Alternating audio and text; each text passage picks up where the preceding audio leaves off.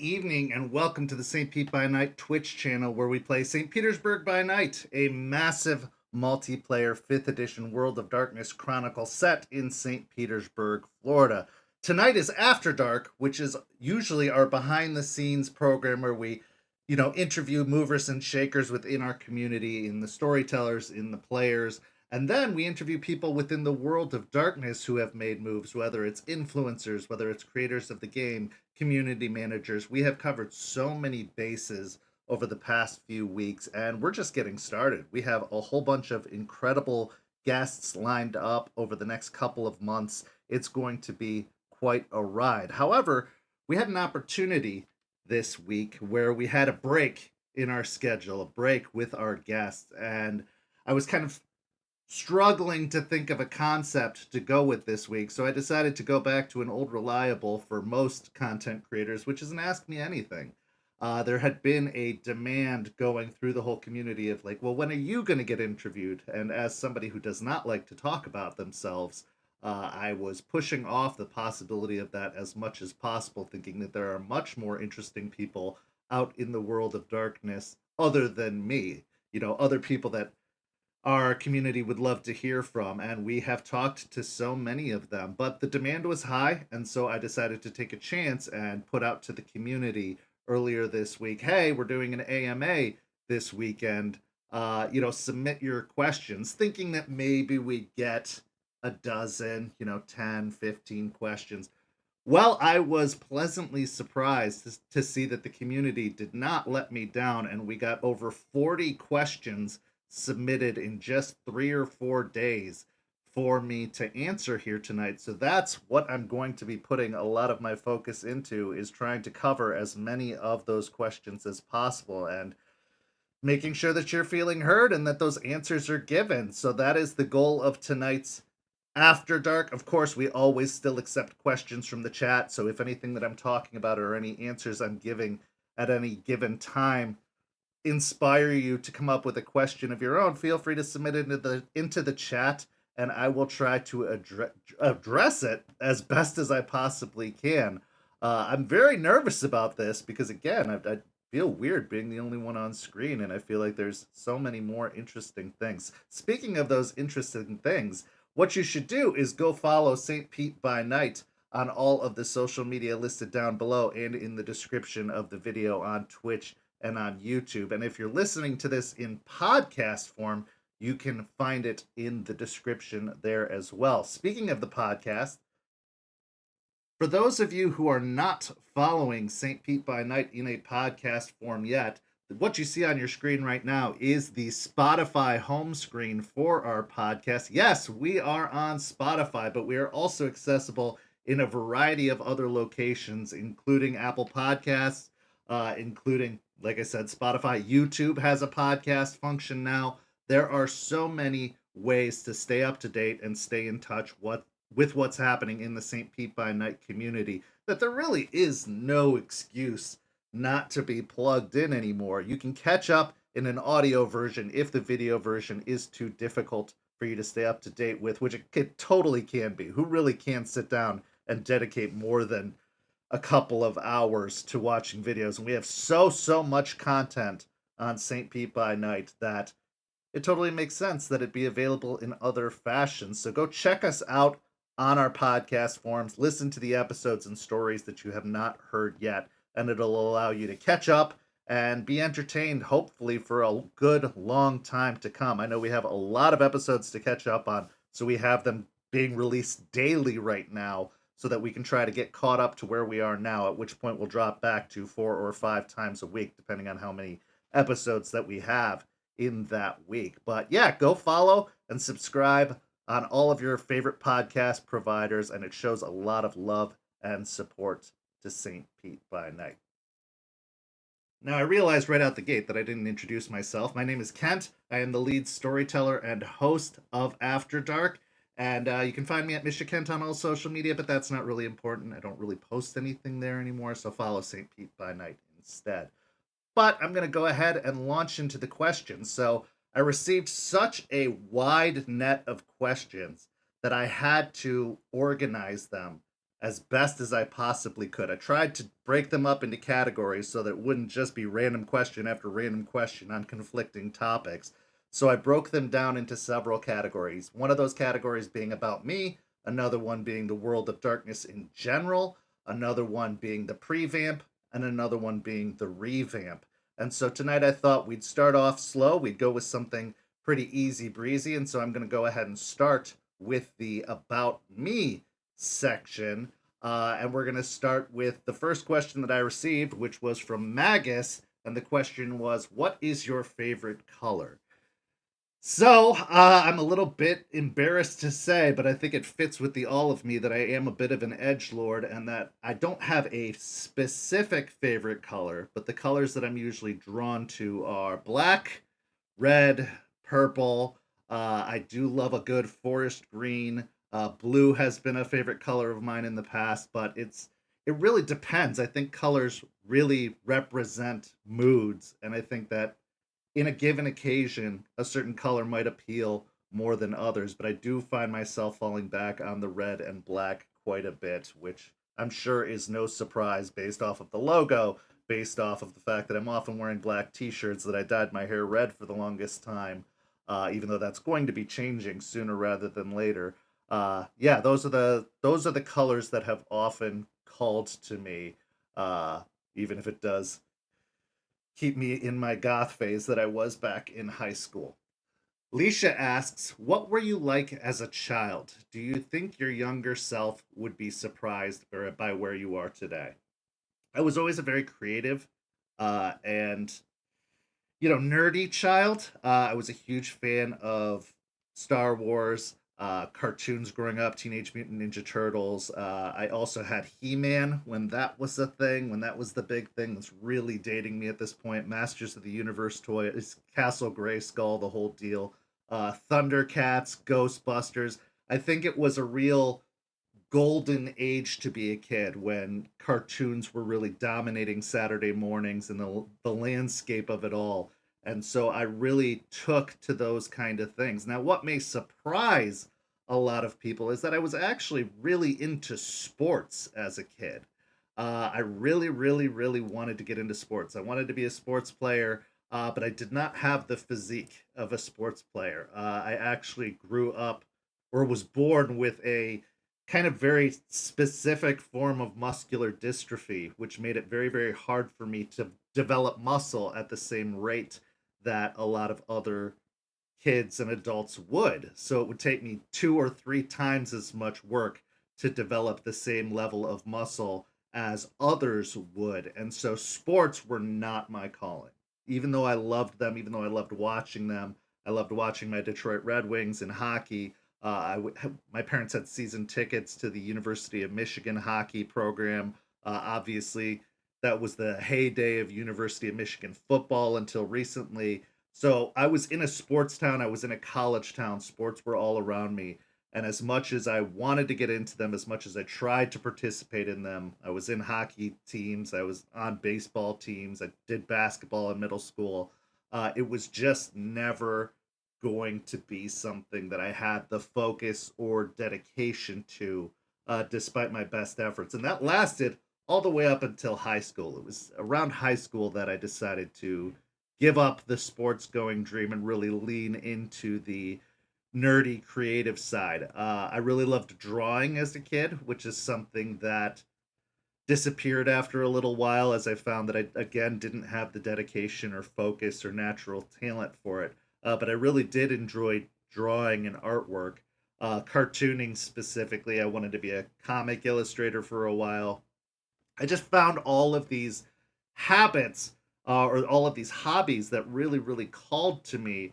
But then I found that at the time, ADHD wasn't as well researched or studied as it is now. So I really didn't get any of the guidance or help that I'm glad to see is becoming more and more widely available now. The ability to focus, the ability to, you know, really tune in and take care of some of the distractions. We didn't have fidget toys at the time. We didn't have any of the things that we could use to help us through those kinds of issues that we were having. So I found myself jumping from interest to interest to interest all throughout most of my youth. In school, I also decided I wanted to be a teacher when I grew up, which is not something that I ended up doing. I tried to go to college for it, did not have the focus or drive to do it in college. And so that didn't end up going my way either. But I think that one thing that's been a consistent thread through all of that is I wanted to entertain. I wanted to teach. I wanted to do something that allowed me to interact with other people. I think I was an extrovert by my very nature, even though I was very shy. As a child, I was very outgoing. It was only the bullying in middle school that taught me to become very shy. And so I think I always wanted to do those things. I became a theater kid at a very, very early age, starting as early as kindergarten. Did theater all through my youth, even got into some community theater in my 20s. So I wanted to be on stage. I wanted to perform. I wanted to orate. I wanted to be able to really just give something to the people, to present something to the people. And so I think that getting into TTRPGs around the age of 10 or 11 really started the path of finding an accessible way to do so. Now, to be fair, around 10 or 11, that was the dark ages of TTRPGs. That's when there was still some leftover satanic panic. It was still considered a very nerdy thing to do. In fact, Stephen Colbert once stated that it was the years of being in the dungeon, is what they would call it, where you would hide away your love of all things nerdy because it would be, ostracized or it would be criticized and made fun of. So during those eras, it was very hard to pursue that TTRPG habit because then you had to reveal something about yourself. You had to find people who were like minded, and that was a very difficult thing to do. But it all started with D&D, as it does for most people, and worked its way up there. And I actually really found Vampire the Masquerade in the early years of high school, is when I had discovered it, and I started pursuing it from there. So, to answer Leisha's question, would I be surprised by where I am today? Well, most certainly. Absolutely, I'd be surprised. One, we didn't even have the technology to be where we are now. So if people knew that I was broadcasting what is essentially a TV show or a TV station on the internet, that would have been surprising. The fact that I'm able to do this full time and dedicate all of my effort to it, that would have been surprising. Even living in Florida as a kid who was born and raised in Michigan, that would have been surprising. So there are a lot of surprises and unexpected twists and turns that my life has taken, but I think that being in an entertainment industry, uh, pursuing entertainment, that wouldn't have been as much of a surprise. Wanting to be an actor, wanting to be a teacher, wanting to be a sports star, whatever the case is, all of those things in their own way are about engaging and entertaining an audience. And so I think that it was just always meant to be that I'd end up somewhere like this, but to have called specifically to this very, very instance, I could never have guessed. I could never have known that pursuing vampire would lead me to the place it has now. We were always taught that video games couldn't be a career, that TTRPGs couldn't be a career, that you had to become a doctor or a lawyer or a teacher or something like that to be considered successful. And the fact that now all of those things are possible, that all of those things can be pursued, is a beautiful thing to me. It's a wonderful thing to me that I do not take for granted, that I do really appreciate. And it really shows how the perspective of success has shifted as well. A lot of people still think it's about money. A lot of people still think it's about, a variety of factors. But at the end of the day, success is being able to dedicate your life to something that makes you happy, something that you look forward to doing. They say if you enjoy what you're doing, you never work a day in your life. And that doesn't mean there aren't hardships or struggles, but the truth of the matter is I love this. I love creating this content. I love running these games. I love hosting this server. I love spreading the knowledge and education of the World of Darkness and Vampire the Masquerade to all these people. And I'm so very, very pleased and honored and lucky to be able to call this my life's work. I'm telling one of the greatest stories I've ever told, even after 20 plus years of storytelling. I'm getting to watch other people learn and grow, taking people who had nothing to do with the World of Darkness, and now they're running their own games. They're learning more and more. They're finding the same love for this setting as I do, and seeing them move on to do other successful stuff. Seeing them start their own streams or start their own servers, or make TikTok content that is getting widely spread. Seeing several of our community members show up in the World of Darkness news feed makes me so happy. Whenever somebody's post gets reposted on Instagram by World of Darkness, it just makes me so happy because I want everyone to succeed. I want to see everybody benefit from this. It's not about ego. It's not about, having my name out there or anything like that. It's about seeing everybody boosted up by the platform that we've been given. So that's a little bit longer of a diatribe and kind of went off the rails of the question that was asked, and I think that's going to happen a lot tonight. But yeah, I am. I think I'd totally be surprised, but considering the field that I'm in, no, I think that I was always destined to do something like this. Another question from Magus. He asked, any particular mushes, moos, muds, Java chat, etc. that you harbor nostalgia for in particular? What character did you have there? So for those who don't know, in the late 90s, early aughts, and even till today, these still exist. There used to be what at the time were called telnet servers. It would be a place that you would dial into directly, and it was all text based. We didn't have browser windows, we didn't have images, anything like that. It was all done through text. And these telnet servers, of course, got to by the nerds, so they would create games within the telnet servers, whether it was like a choose your own adventure type thing, whether it was an interactive role playing type thing. There were a lot of different options that were available to you. And of course, as technology changed and advanced, these things became bigger and bigger options to the point that you could also log on to Muds, Mushes, Moos while you were, connected to the internet through cable. And I think there are even still some today. I believe the one that I started with still exists 30 years later. But Mud, broken down as an anagram for the word multi-user dungeon. And what that means is it's a text-based server that is like a chat room or a variety of chat rooms, but they've added in code for combat. They've added in code for, rooms, so that rooms have descriptions. You can move from place to place. It's a whole interactive environment. And these muds, mushes, moos were usually available 24 hours a day, 7 days a week. And as a very impressionable, very distracted teenager in high school, this probably didn't help my academic career. Also, as someone who is very prone to addiction, that didn't help that as well. But I got really, really into it. In fact, there were several times that I wanted to build one myself. I even had thoughts to make a World of Darkness one, but I did not have the technical know how. The people who are coders and programmers for servers like that are geniuses to me and have a knowledge far and above beyond anything that I could ever comprehend. But there were a couple of games that stood out to me in those days. And like I said, I think if you look one of them up, they still exist. And that one is called Harshlands. All one word, Harshlands. And it was based off of the Harn role playing game.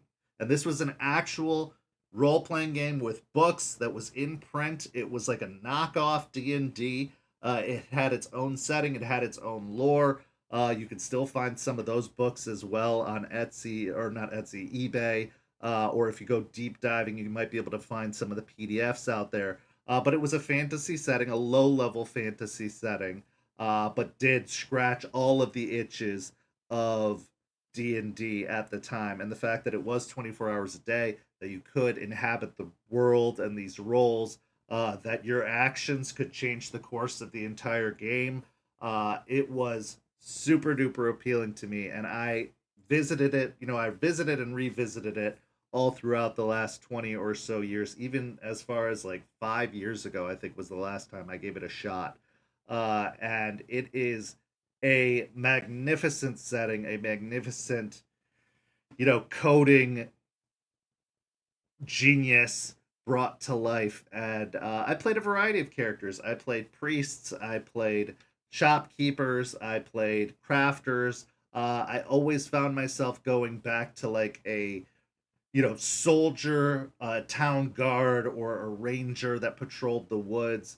I would always kind of flip flop between the type of characters I would build, and usually the intent was to make a character and stick with it. But obviously, things would get boring, or the tone of the game would shift, and I'd want to play something else. So I ended up bouncing around in character roles throughout the game. And obviously, if you died, you had to create a new character and start over from scratch. But that was one of the most comprehensive games that I had ever played. And I think it taught me a lot about the importance of description from a character perspective and from a storyteller perspective, the importance of the details. You would have to write paragraph or multi paragraph long descriptions of your character because obviously it's all text, so they couldn't see you. They didn't have any physical reference or visual references. And so I would work really, really hard to write very comprehensive descriptions, just describing of what they would see. And then when I would get to emotes, which is essentially, describing your actions, I would also try to be very comprehensive about that as well. So it really did teach me so, so much about the power of words and painting a word picture for your players, for your storyteller, for whoever to see, and how that can be so valuable, especially in a TTRPG setting. Eventually, Harshlands spawned off into another game called Forever's End using the same code. I played that from the day it launched till the day it died. I also played a Middle Earth based MUD. I think it was called Shadows of Middle Earth, or Shadows of Isildur is what it was called. It was set before the Lord of the Rings story, but after the defeat of Sauron. So it was in the middle part there, and that was a very, very cool game. But I tried out so many different kinds. And if you are into role playing opportunities, if you'd like to try out the text based thing, I'm pretty sure there are still many, many muds and mushes and moos that still exist, because there are people who are still very nostalgic for that, even though video games have far and beyond exceeded the limitations they had then, and you could do the same thing in Skyrim or anything like that. There's still a nostalgia for it, and if you love to read, another thing it taught me was how to type really fast. I type so quickly now because I had to. I had to be very reactive and responsive in those muds. So it taught me typing better than anything ever did, to the point that I'm an insanely fast typer now, and that's something that I take a lot of pride in. But yeah, there's a variety of characters. I couldn't pick even just one from it, uh, but there was so many cool opportunities that those games created, and it taught me about character building and coming up with characters on their own as well, because a lot of the characters I tried to play in those games were usually based off of other character types. I pulled some from media, from literature. Those would inspire the characters that I would build, but eventually all of that work started teaching me how to come up with my own character concepts and how not to lean so heavily on my inspirations, but to instead Frankenstein them together in my own way to create my own characters. But I still make references with the NPCs that I create these days to characters from those days. I still take a lot of inspiration from those games even till now. It taught me so, so much about role playing in general, storytelling in general. And I'm really grateful for that time, even if it did caused me to be a little bit more of an introvert, and it caused me to not be as social or outgoing with people in the real world. Who knew that would pay off in the long run? But it really, really did. Bardic asks, what are your passions outside of St. Pete and how do you balance investing in those with the server? So, for almost 2 years, there were no other passions outside of St. Pete. I was living, breathing, investing all of my time into St. Pete. This was really my only passion, and I'm grateful to a certain degree for the burnout that I started to feel. I was grateful for the revamp and making this transition to allow me some more free time in my life to allow me to pursue other interests. So I love movies. I absolutely adore movies. I usually see anywhere from 2 to 6 movies a week. Whether I'm going to the movie theater, which is also something that I love. I love the movie theater experience. Or whether I'm binging several shows back to back to back in watch along in the server, or even just on my own. I love movie making. I love the movie experience, even bad movies, because all of those also really educate my storyteller brain. And it is nice to have a story told to you rather than being the one telling the story. So movies are a huge interest of mine. Theater and music is still a huge interest of mine. I actually just went and saw a Beauty and the Beast musical set in the park. So it was a stage rendition of Beauty and the Beast set outside in the park in downtown St. Pete. And it was just lovely to be in a theater environment again. I love the theater environment. I love live theater. I think there is very few other thrills like it. Just like going and seeing live concerts, there's something very special about being there and being in the moment, good, bad, or otherwise. You know, whether there's a flub, whether there's a technical error, whatever the case is, there's something about that experience and experiencing it with other people that can't be duplicated. It's so much fun. I also love stand up comedy. I watch a ton of stand up comedy. Some of my favorite comedians: John Mulaney, Bill Burr. Uh, oh my God, there's just so many. Pete Holmes. Uh, I love the stand up comedy experience as well. So I watch a lot. Randy Feltface, yes, thank you, Crafty. There's just so many cool. Chad the Bird. One of my bucket list items is to go see Chad the Bird at the Green Bench, or I'm sorry, I forget the name of the bar, in Chicago. The Green Mill in Chicago. I love stand up comedy. And so I definitely encourage people to either go see stand up comedians locally or even just watch them on YouTube. The fact that, you know, Comedy Central isn't the only place for stand up anymore. They have lots of YouTube channels that release specials now. The 80-pound gorilla, I think, is one of them, or 80-foot gorilla. Is a YouTube channel that you can look up that has a lot of amazing comedians. Kyle Kinane, fantastic comedian. There are so many sources, and TikTok, Instagram, Facebook Reels, they all also have sections of comedians as well, even if it's just a joke or whatever the case may be. So stand up comedy is back in a boom era, and I couldn't be happier for it because I absolutely love stand up comedy. Of course, I also love video games. I think there's very few of us in the TTRPG community who don't love video games. I think most of us love them. So I like to play a lot of RPG video games. I love to play a lot of world building video games. I'm currently on a Stardew Valley kick, but I've also played Valheim recently, Conan Exiles, uh, Pal World, base building games. I really love, and I'm a bit of an organization freak when it comes to that, as those who've played with me will know. But yeah, I love video games.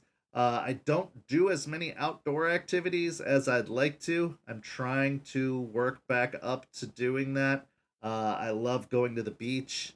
I love just going for walks. It's really weather dependent and it's really mood dependent at any given time. But being out, I've also found a knack for watching West Coast swing videos recently. They've been popping up on my feed a lot, and I've really enjoyed watching other people dance. I'm not sure if I would ever learn how to dance or get into dance, but watching other people has been super cool as well.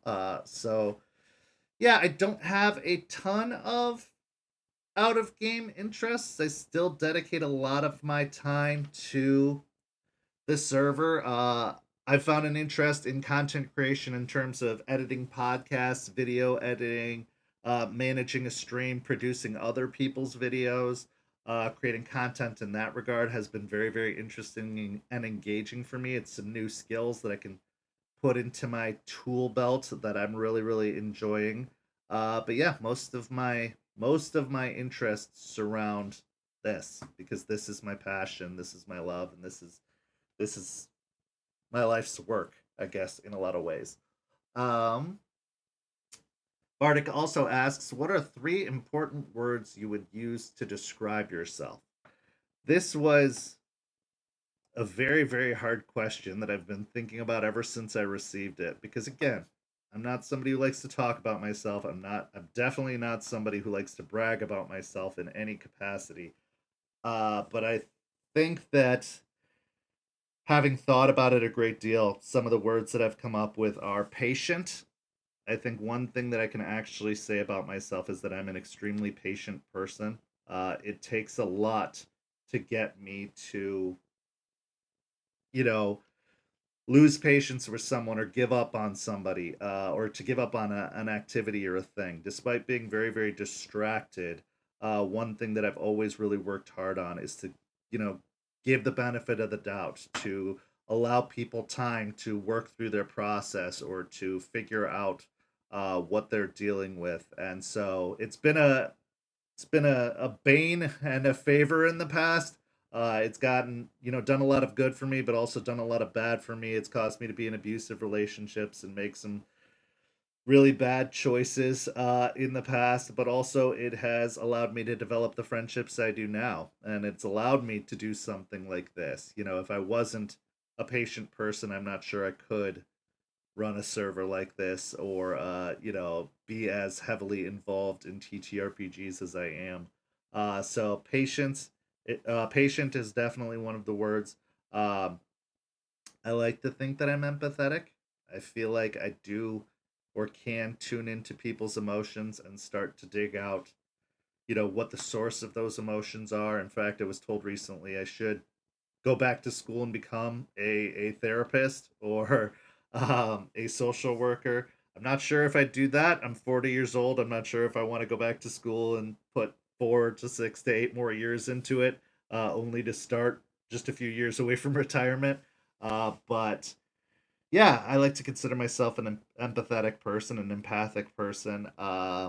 At least I try to be as much as possible.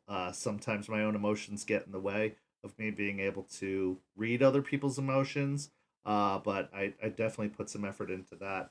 And then I think creative would be my third one. Just a very, very creative person, coming up with the St. Pete story, which I give a lot of credit to the players for. They really fleshed it out. Like I had a bare bones idea for St. Pete when the game first started, and it was the players that gave it life and gave it context and gave it so many extra details that it didn't have before. So yeah, I think those would be the three words. Would be it gave me gray hairs. That's true. Uh, I would say patient, empathic, and creative would be the three words. Loyal would be a runner-up because I am very loyal to people. When I give people my loyalty, it is very, very hard to break that or shake that. Even in the most extreme circumstances, I'm very, very loyal to the people that I pledge my loyalty to. Um, what is my favorite travel memory? Which is another question from Bardic. So I was very fortunate growing up because my dad had to travel to dental conferences. So I got to go to a lot of cool places. I got to go to San Francisco. I got to go to Hawaii. I went to Germany. I went to Czechoslovakia when it was all one country, further dating myself there. I went to Buffalo and Canada. I got to travel a good portion of this country, Florida several times, which is what made me fall in love with it and want to move here. Um, but I think that my favorite overall travel experience was a road trip that I took about a year and a half ago. Almost actually, gosh, almost 2.5 years ago, getting up there, which was a dream I had aspired to when I started TikTok. Is I was like, I want to take a road trip and meet all these amazing TTRPG TikTokers. And then obviously the server started, and I got closer to some of those people, and so I laid out a roadmap that took me from Florida up through Louisiana, down through Texas, all the way up to Utah, across to Missouri, down through Kentucky and Tennessee, and I had the opportunity to meet some of the most amazing people and to develop such amazing relationships with those people, including Crafty, Allie, uh, or I'm sorry, Nerd Cleric, Anna, who I haven't seen in forever, and I really got to retouch bases with. Um, I got to see my best friend Champ, who I had just started as a kind of like an online friendship, and then developed truly into best friends. To the point now that I fly out to see her every single year, around the same time. I got to foster these incredible relationships, and really got to get to know people, like get to see people in their home environments. I'm a person who loves driving. Those who know me know that I have to go up to Michigan a couple of times a year, and that I usually make the drive all in one day, which is about 17 hours if it's going well. Uh, I love driving, and so I decided to take a long drive through the country, and I got to see so much of the country, and it was a fantastic, just a fantastic experience. I definitely recommend everyone try it at least one point in your life, even if it's just for a week. I got to spend a whole month doing it, so I really got to take my time stopping in all these incredible places and seeing all these different versions of the country, especially in the places where people don't tend to see. Like I drove through all of New Mexico, and it was crazy. It was a crazy experience. I got to stop by Roswell, which just happened to be along the journey. It was the coolest. My AC died in Texas. Yeah, died in Texas, and it was the hottest on record days in Texas when it died. So I had to drive through New Mexico without air conditioning, through most of Texas and all of New Mexico without air conditioning, when it was like 100 degrees outside. I kid you not. So that was a downside, but it definitely made the experience very, very memorable. I also got to meet Kendall and Abby on that trip. We got to go Pokemon Go in Indianapolis. It was such a cool experience, just across the board. Have I could not have wished for better. It was so cool to just be able to do it, and I'm so grateful to everybody who was generous enough to put me up during that trip. Big ups to Crafty and Champ and Allie and Anna and everybody who let me stay with them for a few days. It did make that trip possible. The fact that I didn't have to be getting hotels all the time. Uh, and it was so cool. It was so cool. It was a memory I will never forget, and it's created some of the best friendships I've ever experienced in my life. And so I really, really am grateful that I had that opportunity. And maybe one day when I have a fully functioning car, I'll try it again. I don't know if I could do the long drives that I did. I think there was one day I drove for 27 straight hours. So I don't know if I could do that again. But I would definitely take the chance and go back on the road again, because it was a very, very cool experience for me, and I don't regret it at all. I don't regret the air conditioning breaking. I don't regret anything that happened. It was absolutely memorable. So if you have the chance to take a road trip, I 100% encourage you to do it. It was very, very cool. But plot out your course and make sure you have people along the way that you're stopping to see, because it was a lot. Um, Bardic also asks, when you meet someone new, what's the first thing you'd want them to understand about you as a person? Um, my heart's in the right place. I'm always trying. If I make mistakes, I'm not infallible. I'm not perfect. but I always want the best for everyone. Sometimes that means that I disagree with them. Sometimes that means that you know, I don't necessarily I don't necessarily think positively of the choices that they're making. I don't like to say judge because it's not up to me to judge. But I don't necessarily agree with how they go about things, but I want everyone to be happy, and that is 100% true.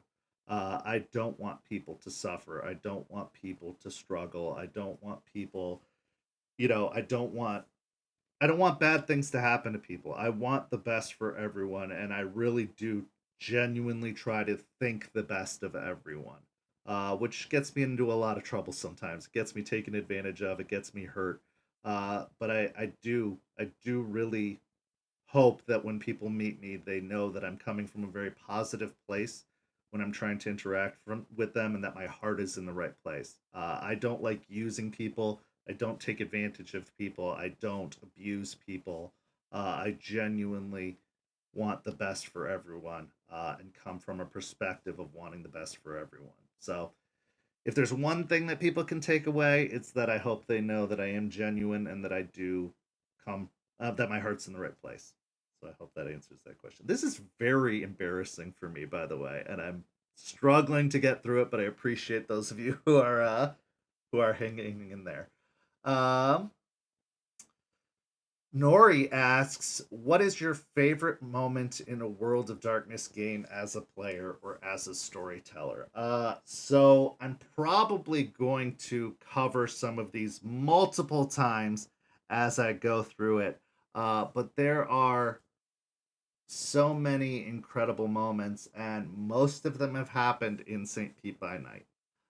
Most of them have happened since the creation of this server. Now, I've had some cool role playing opportunities in the past, but I think that if I were to say as a player, the entire story of my Nosferatu bird from start to finish, I have never played a character, and I think a lot of people can experience this, where at the end of the story they were completely satisfied, where they would never pick up that character again, where they would never, try to replay them somewhere else, where they got a story that had a start, a middle, and an end, and by the end of it, they were completely satisfied. And that is an experience I got to have with that character Bird in the Chicago 1938 game that Crafty ran. I got to play that character all the way through, and when it was done, there was talks of like, oh, you should bring him to St. Pete or make him an NPC, and I said I can't. Like, I really can't. There's nothing else I can do with this character. I can't reprise him anywhere. I can't play him anywhere because it is perfect. The way it all went, the way the whole story went, the way I felt like I had played him was so perfect that I just can't ever pick it up again. I can't in good conscience pick it up again because I would always be nervous about tarnishing it or ruining it in some capacity. To the point that I actually killed off the character in a montage following the last session. I wrote him off. I wrote him down till he was gone. So it was perfect. It was perfect, and that would be. And I've got so many stories I could tell about him. So some of you have already heard so many stories about him. But yeah, it was a perfect story, and I don't think there's anything that's going to touch it again. Now, as a storyteller, uh, there are oh man, there are so many stories in St. Pete that I am so proud of. Um, I think that, oh boy, I think my favorite moment, and I think I'm going to cover this again later because there were other questions that remind me of this. My favorite moment was Isabel's goodbye. That last Elysium of the first iteration. Uh, the way that whole stream played out, the emotions that everyone shared, the very real feeling of saying goodbye. It was hard for me to begin with. Like going into that session, I was struggling and having a hard time with it. because this had been a year and a half, 2 years of my life, almost every day that I dedicated to it, and a character that I had truly built and loved in Isabel, uh, and to see the impact it had on everyone else, to see, some say that I love to make people cry. Uh, in this instance, it wasn't that I loved making people cry, it was that everyone felt so connected to that NPC. And if you think about it, really outside of court, there were only a handful of times that Isabel ever appeared. Uh, but the fact that she was so well thought of and so well loved that it even shows in the lore, even in the revamp, with a bunch of new characters, people are just like, wow, this character was really loved, that they were really important, and that they had left their fingerprints on the city, even in the SPCs and in the stories being told. And I think that that is all you could really hope for as a storyteller, is to make people feel, and to make people feel connected to something, that it actually draws forth real emotion. Um, I think that's the biggest highlight. Uh, if I hadn't been planning a revamp, that's exactly how I would have wanted it all to end. Was with everyone really really feeling and sharing in a moment, and that happened. And again, I'll never forget it. I'm so glad that it's recorded, so that every now and then I can go revisit that session and feel that session. But it was, yeah, it was a beautiful, incredible end to a story that had been getting told almost every day for the over a year and a half.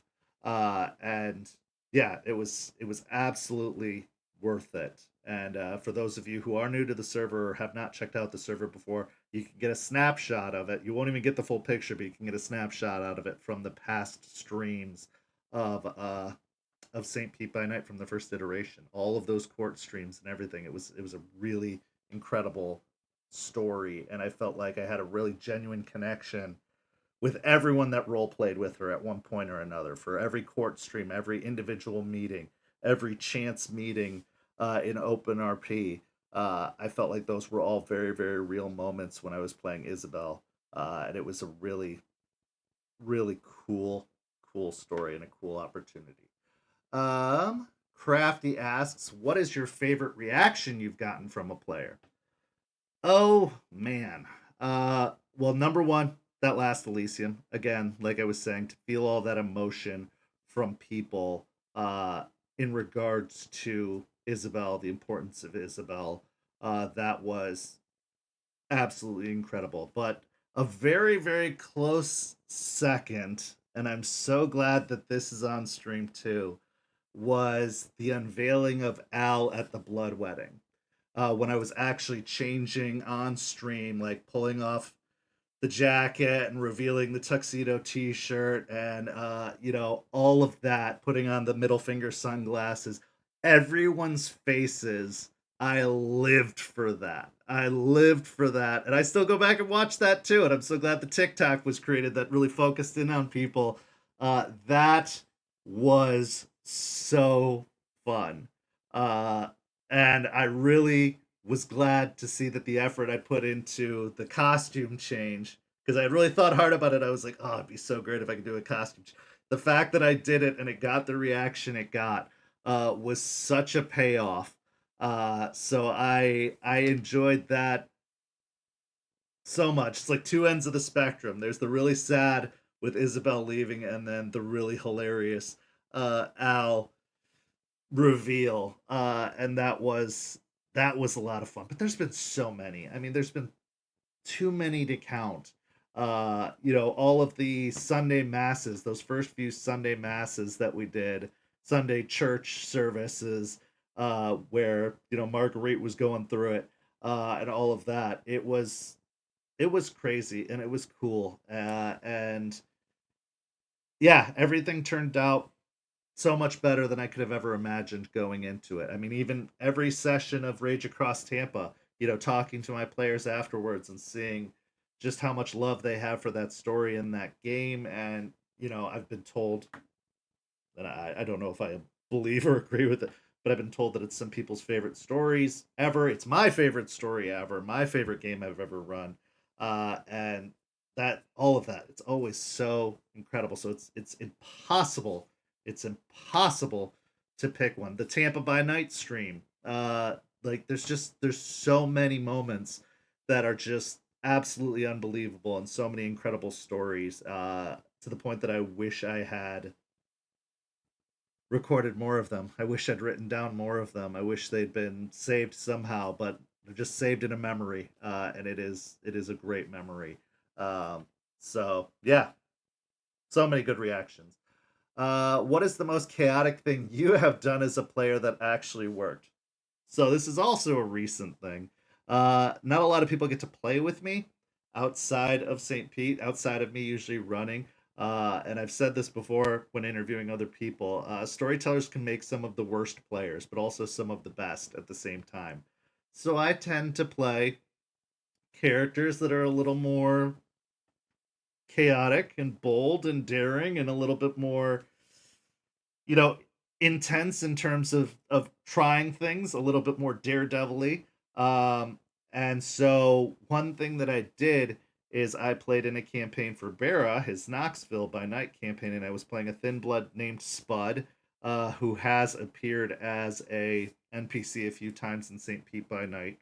Uh, and I was in a Tremere Chantry where our coterie was being interrogated for the loss of the theft of some sort of item. And so while they were like looking over the security footage, and we were being tasked with some sort of goal to get out of the trouble that we were in, I decided to wander off, and slip away as undetected as possible, and I got away with it. So I ended up basically exploring the chantry, getting into some really intense ritual areas, and ended up blowing the plot wide open in a way that the storyteller Bera didn't expect, in discovering that the regent of the chantry had been kidnapped and body swapped by somebody using really high level obfuscate, to mask their appearance, to basically mirror their appearance. So I ended up breaking into the jail, getting the regent out, and sneaking him out of the chantry, while the rest of the party was still figuring out, or the rest of the coterie was still figuring out what was going on.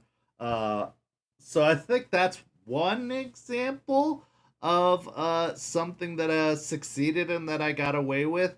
Another one would be murdering a Methuselah.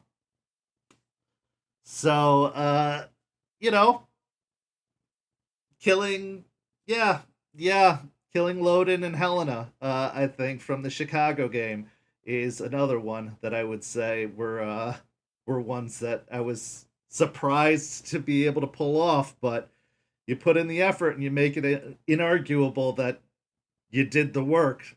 Sometimes the results pay off. Uh, but yeah, those would be two examples of times that I felt like I uh, got away with something that I did not think that I was going to get away with.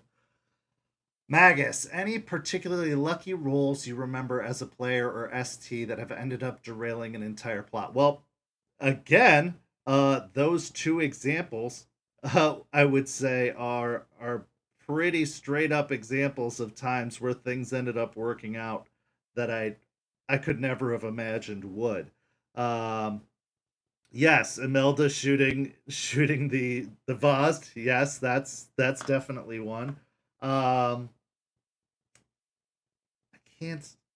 Oh, the whole Thin Blood fight, the whole Thin Blood invasion on Elysium, was a crazy one, with the prince punching through the brood mother at the end. That was kind of insane. Um, but yeah, I wouldn't say that anything derails it. I think that's what makes it fun. That's what makes it better. The unpredictable nature of everything is what makes it good. And so I love when roles create crazy outcomes. I love when the unpredictable happens. That's why I'm an improv storyteller and not a planned step by step storyteller. But yeah, those would be examples. Oh my god, I've barely gotten through any questions and we're already an hour in. I am going to try to speed this up. Uh, do you have a preference for STing or playing? Why? I love STing. Uh, Part of it is the control freak nature in me. Part of it is that I love telling stories. Uh, Another part of it is just I get to play more than one character.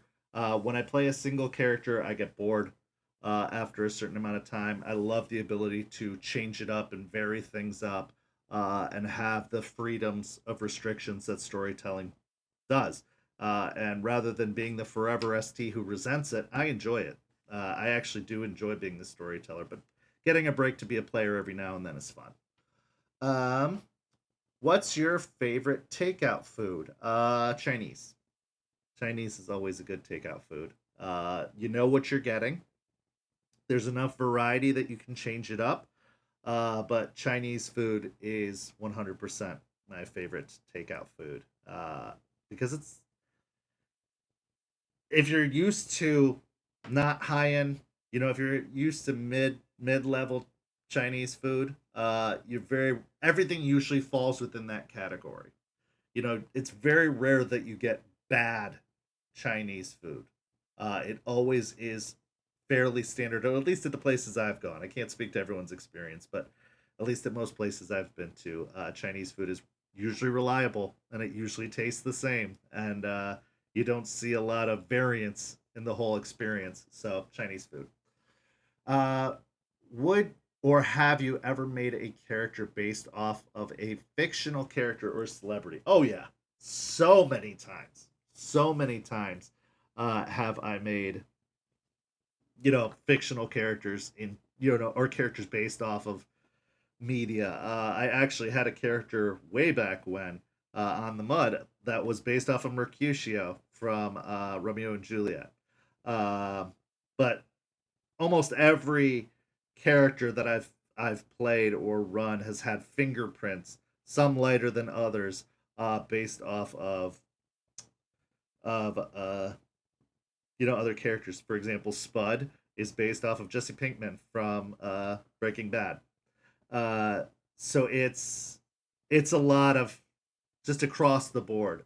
Uh, I inspired a lot of Isabel from a book series called The Queen of the Tierling, which is definitely a must read. It's a post apocalyptic fantasy novel. It's a series. So check out Queen of the Tierling if you have not heard of it or read it. You can find it. Some of Isabel is based off of and inspired from that. Eights is obviously inspired from a lot of Old West movies. In fact, seeing the new Fallout show with the ghoul daddy that everybody seems to be in love with, and seeing that it's basically Eights. I didn't even know that character existed, so I can't say I took it from Fallout. But a lot of those characters. Uh, yeah, there's absolutely inspiration across the board from characters from media and whatnot. Uh, oh, and in the question of fried rice or lo mein, depends on the mood. I do shrimp lo mein and I do chicken fried rice all the time, so I bounce back and forth between those. Let's see. What is your favorite kind of cheese, if any, from Great Man? I love provolone. I'm such a boring cheese person. I love provolone cheese, string cheese. I love like a good mozzarella string cheese. Uh, it depends again on what I'm eating, but I love cheese. I love cheese, but I love very mild cheeses. I don't get into like the really fancy stinky cheeses. I don't get into anything too extreme. I do like a good cheddar jack cheese, but yeah, I'm kind of all over the map with that. But I'm usually more of the tamer cheeses. Uh, but yeah, it just depends. One cheese that I can't get behind, and I know this is going to be probably criticized, is Swiss. I don't like Swiss cheese. I don't know why. I think I've got a really weird palate because we're going to get into some stuff about my palate that is heavily criticized as well, but Swiss cheese, I can't get behind Swiss. It just doesn't do it for me. Um Great Man also asks, "What place would you like to visit that you've not been to and why? Scotland, Scotland in the UK, or New Zealand. Those are the two places that I very, very, very much want to go to sometime in my life.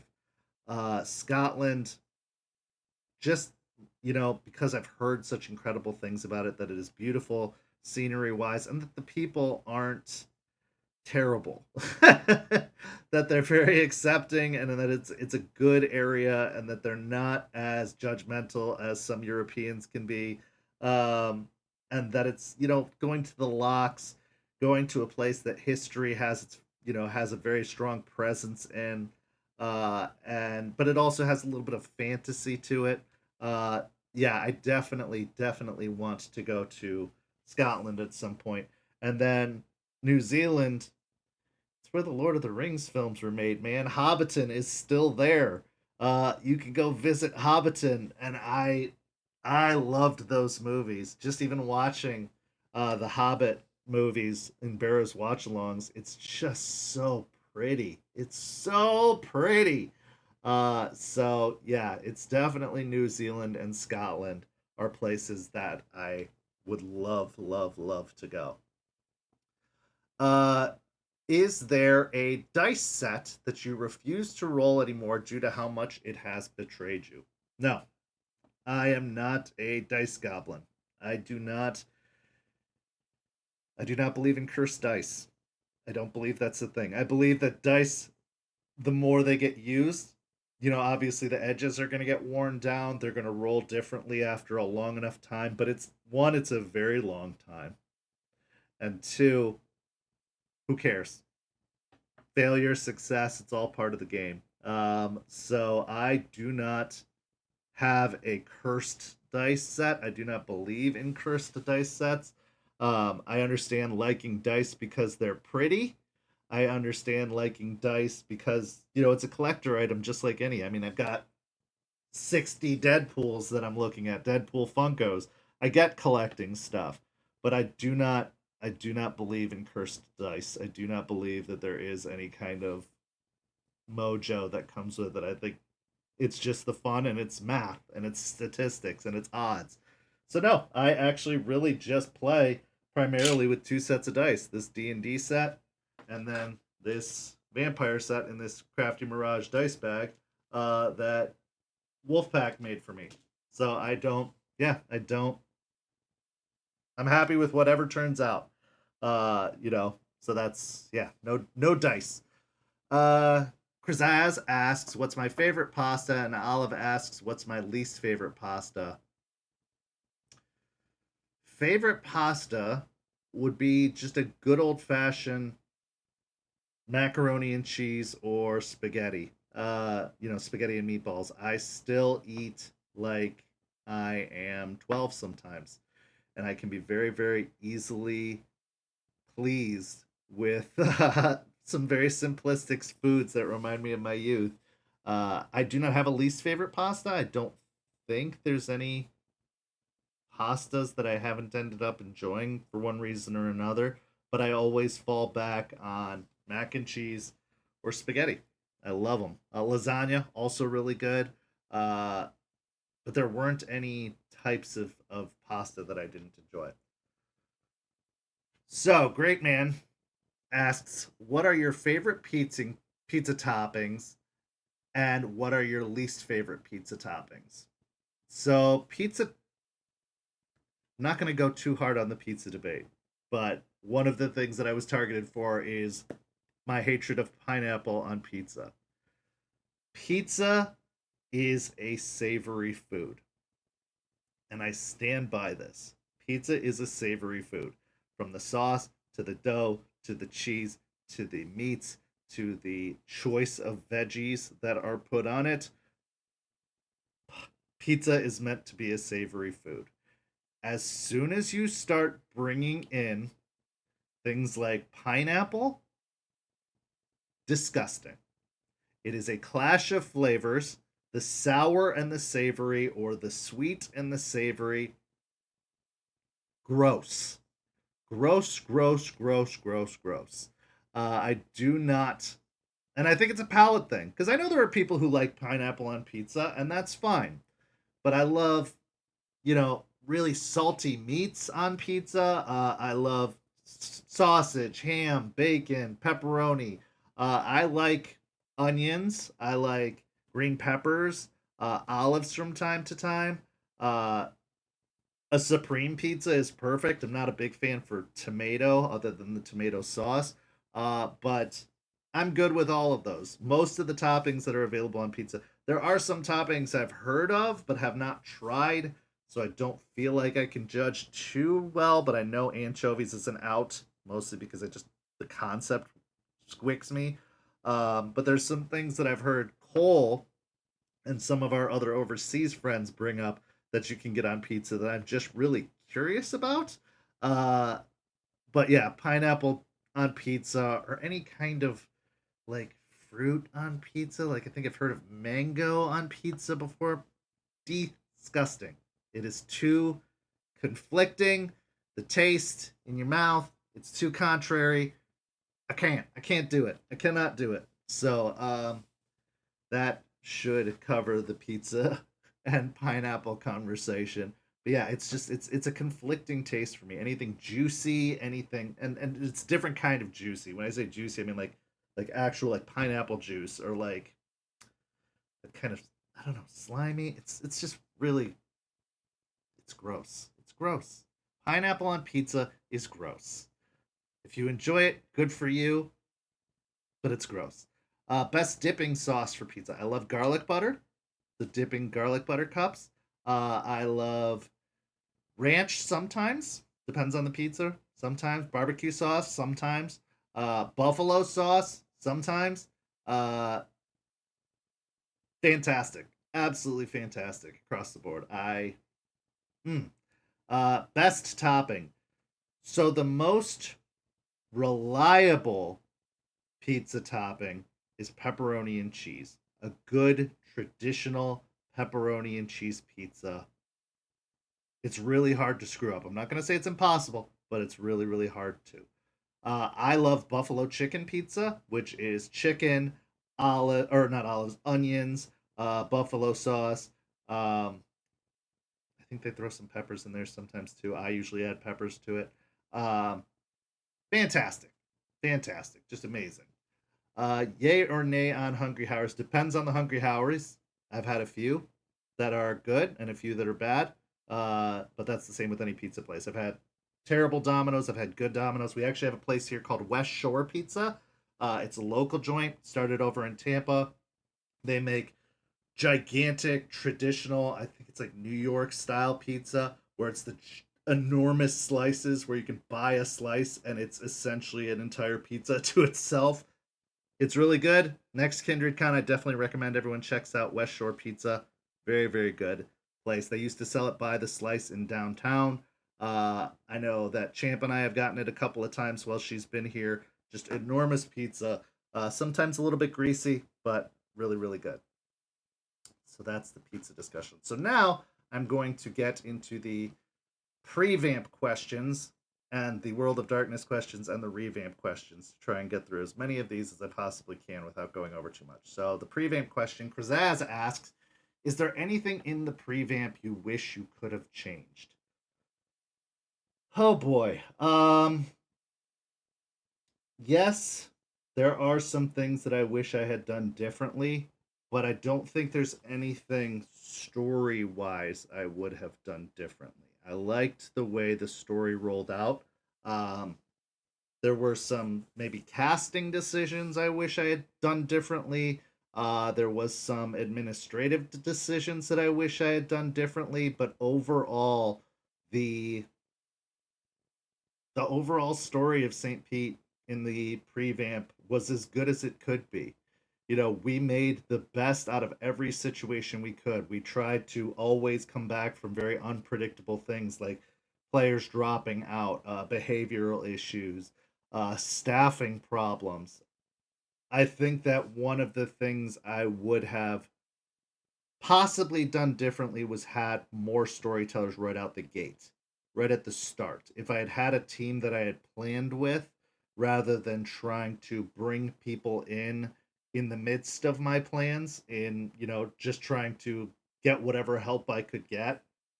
If I'd had people that I had trusted and brought on at the very beginning, that I could have, set a course with and had those responsibilities divvied up instead of really trying to take whatever I could get in terms of help. Because I did end up relying on some people that I couldn't, that ended up like didn't end up working out with.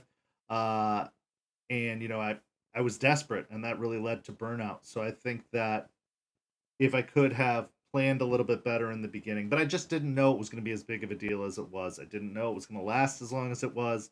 Didn't know how it was going to work. I was really feeling it out as I went. So yeah, I think if I'd just had more storytellers at the beginning, that's something I would have changed. But overall, it went the way it went, and I think it went really well. Um, Jason, who was just here, asks, can you describe the process of making St. Pete by Night? First, from a story point of view, where'd you get Tampa by Night and its lore and characters, and then split and all the lore involved with the characters and such in that regard. Second, from a logistical point of view, don't have to answer that one as it might be long and boring, but can sum up with a favorite logistical thing and thing you've learned logistically since starting. So I did an entire episode of this, which was the first lore episode, which I'm intending to do another lore episode since, but that talked a lot of the creative process of how I came up with the St. Pete by Night setting. So if you want the full and detail explanation about how the lore came to be about St. Pete by Night, go check that episode out. But overall, I would say it's I moved here. I moved here, and as a storyteller, I couldn't help but see through the lens of Vampire the Masquerade. And as I was, or World of Darkness in general, and as I was living here and settling in, I was working for Uber and Lyft. So I was doing a lot of driving around the area. And so I got to get a really good perspective and feel for the area. And the story just came from there. Meeting people, getting the vibe of both Tampa and St. Pete, just getting the overall vibe of the whole area, learning about Pasco County versus Pinellas County versus Hillsborough County, going over the Skyway. Just so much about it took shape over time. And the fact that it was this peninsula that was only accessible through these three bridges and waterways just gave me this great tale of two cities setting. Tampa and St. Pete removing itself. The fifth edition rules were a big part of that because it talked a lot about the beckoning. It was really stressing the need for, younger vampires versus elders. All of that combined together is what made the setting possible. Logistically, I had no idea what I was doing, and I was glad that I was surrounded by people who did. Mimic was a big help logistically. A lot of the staff were big helps. It was kind of what helped solidify them as staff. Is I knew I was starting with a Discord server. I had played around with Discord servers for D&D games in the past, so I had a concept in mind. But the more and more people came in, the more and the more the logistics fleshed out. And if it weren't for people like Kyrie, Mimic, Crafty, all of the staffers that we have now, past and present, I don't think St. Pete would be nearly as far as it is. Introducing the Twitch element of it all, because really I only started Twitch to be able to have the court sessions and have people on camera for the Elysiums. Then that led into really wanting to make streamed stories in their entirety and After Dark and everything like that. So yeah, logistically it was a team effort, a group effort. I wanted to start small, and then the more necessity called for advancements and improvements, the more that's where we headed, to the point that we have the website, threat trackers, all these incredible things that we would never have had before. The dice bot, the dice bot Kyrie has made, allowing us to break from the realms of darkness. There's just so many cool things. I do not even want to think about the first stream. Craft, yes, first stream and now, huge difference. I can't even think back. I can't even watch the first stream anymore. We've come so far. The backgrounds, even the backgrounds that we have for the streams have evolved. Everything's evolved. So logistically, it takes a team effort, and it takes willingness to open up to other people's suggestions and what other people have to offer. Arlie asks, what SPCs would you like to have seen played out as fresh characters? Honestly, none of them. What made those characters special to me was starting them out from where they were.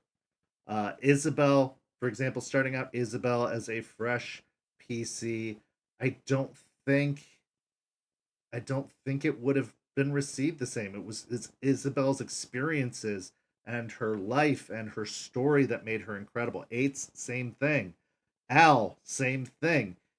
I don't think I'd want to play out any of their stories as a fresh PC. One, because I don't think it would turn out the way it would. Uh, I think what makes the SPCs great is that they are built with those concepts and stories already told. Having none of those stories tell, stripping them down to nothing and starting them out fresh, they probably, not even probably, they definitely would not turn out the way I would have needed them to turn out for the purposes of St. Pete. So, none of them. As unsatisfying an answer as that is. Kendall asks, what is the most heart wrenching story you've told thus far? So many. Again, so many. There's been so many good ones. Isabel's story, absolutely heart wrenching. The love story between Isabel and Eights, absolutely heart wrenching. Ruth's story and the story of Tampa that ended up with the death of Leanna, and all of that was very, very heart wrenching. Uh, I think that all of those things combined together to make a really heart wrenching story. The Ryder story, yes, from Rage Across Tampa, all of it, all of it. There's been so many good stories, but that just comes from the investment of the players as well. So yeah, the story of Ryder and his path to redemption, while that story is still being told, that's a very good one. That's heart wrenching. Uh, yeah, all of it. There's so many. There's so many stories, but the grandest overall story would be Isabel's story. Her descent to the beckoning, her struggling to stay afoot, her trying to create a dream that she would never live to see the end of. All of that still breaks my heart to this day. That's why it was so hard, but I knew it had to happen to say goodbye to her. That it was so difficult to do because I didn't even want to say goodbye to her. And that was the tough choice to make. Some World of Darkness questions. Leisha asks, what do you think is the best way to introduce new players to World of Darkness? I think the Bloodlines video game is a great starting point. I think Vampire the Masquerade is the best entry point into the World of Darkness. I think that it sets the tone really well. It's one of the more simple games to play overall, and I think it breaks people of the D&D combat mentality. So introducing people, the best way to bring them in is through Vampire the Masquerade. It really slows the pace of story. It really accentuates the need for character growth and building. I think that it's a really easy access point, unlike Changeling or Mage. I think that Vampire is the best way to go through, but other forms of media, you know, the books, any of the novels is a good way in. The Bloodlines video game is one of the most enjoyable video games I've ever played, and two, really sets some good simple lore out for people to see. Uh, it introduces the concept of clans. It introduces the political structure. It introduces the varying sects, but it doesn't hit you over the head with any of it. So Vampire would be the best way to bring people into World of Darkness for sure, no question. And then you can expand out to what you like more. So if you really like more combat focused stuff, you can go towards Hunter or potentially Werewolf. If you like more supernatural, you can go into Changeling or Mage. If you like the darker themes, you can go into Wraith. So I think that there are many different avenues to go off from there, but Vampire is the best starting point. Krazaz asks, ignoring the obvious cultural insensitivities that have plagued the history of World of Darkness, what core lore element of World of Darkness would you want changed?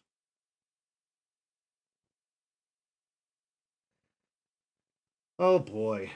Um there's a lot of little pieces of lore that I was always curious about. Why did they do that? What was the purpose behind this? I think, and it's already been done. One I would have changed would have been the whole way they brought about Gehenna, the whole way they wrapped up the entire World of Darkness in third edition, the way they ended the story altogether. I did not care for that at all.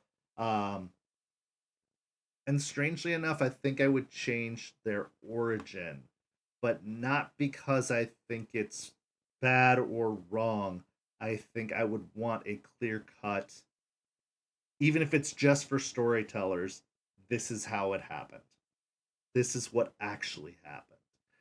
I know that they love the vague references. I know that they love to leave it up to storytellers to determine, but it would be really nice if there was just a straightforward explanation of how things went down. Um, a creation story, an origin story for a setting is very, very vital and very important, I think. So having clear cut answers that, like, yes, Cain is a thing. Yes, the antediluvians are a thing for sure.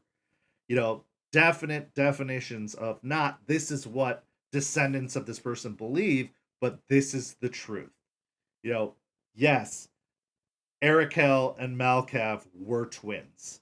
Yes, Solid was related by blood. Whatever the case is, I think that having a straightforward answer to questions is important. And I think that they have really done that up and down throughout the past. And maybe it's just changing the narrators, maybe it's changing who's writing. Uh, I would really love some clear cut answers, a clear cut timeline. There's so many incongruities in the bloodlines of certain vampires that you can't connect the dots very well. I just love some clear, straightforward answers to some things uh, that they haven't given us yet, and I don't think that they ever will give us. And I I just really love it ironed out and cleared up. I think it would be very, very nice. And I think if they stopped worrying about inheriting other people's work and just wrote it and made it straightforward, that would be a huge answer. But there's no specific instance. Yeah, the lineage of the Nosferatu, Baba Yaga, the Iron Curtain, all of that kind of stuff. It would just be really nice if it was all straightforward. If they said, this is what you can tell your players, but this is what actually happened, or this is the actual truth, would make a huge difference. I'm not a lore gatekeeper by any means. I encourage people to go play however they want to play, but I love the accuracy of lore. I love telling stories within lore, and I'd really love some assistance with that from World of Darkness because I love the lore. I love what they've set the groundwork for, and it would just be really nice to finish it off strong with solid laid out lore. Next, Walks Pat asks, "What is your World of Darkness instant ick?" Mummy, Demon, and Samuel Haight. It's just that. Mummy, Demon, and Samuel Haight. I see where their heads were at. I hate the way they did it. I think that it was just clearly them going beyond absurd with the setting. They taking it too far. They wanted to make money. They wanted to release another book, and it's ridiculous. It's ridiculous writing. It's trolling. It feels like trolling on behalf of the people who wrote it. Like, is anyone really going to take this seriously? Is there a way that those things could be done? Yeah, I do. I think you can make a mummy character muted. Maybe there'll be a fifth edition mummy and they'll do it better. Demon is an interesting concept, but it feels like trolling. It feels like they just got to a point that they were like, Forget it. We're just putting out Kindred of the East. Absolutely, 100%. I see where they were going with it, but it's bonkers. Uh, so yeah, those give me instant ick, and that's why I don't usually tell stories with them. I don't tell stories with Kuijin. I don't, I don't bring those elements in. And I'm interested to see what fifth edition does, if they are even going to touch on those things, or if they're going to just move past them or ignore that they ever happened and keep pressing along. But those are definitely instant ick. Describe your favorite World of Darkness character you've gotten to play. So I am taking this as from lore. And my favorite World of Darkness character I played from lore is Beckett, Cuthbert Beckett. It's one of the most well defined characters in lore, I think. It is one of the most fascinating. He is one of the most fascinating characters in lore. He is a perfect addition to any setting because there's not a lot of argument with why he would be there or why he would show up. He just shows up. He just appears and it's fine. And you can write any reason, any excuse for him to be there, that there's a relic he's looking for, that there's he's on his way to somewhere else. He is the character that makes the most sense to just show up and to pass through, and you can bring in whatever lore you want. He's a great, receptacle for answering questions about the storyline. He can be a great resource to your players or a great detriment to your players.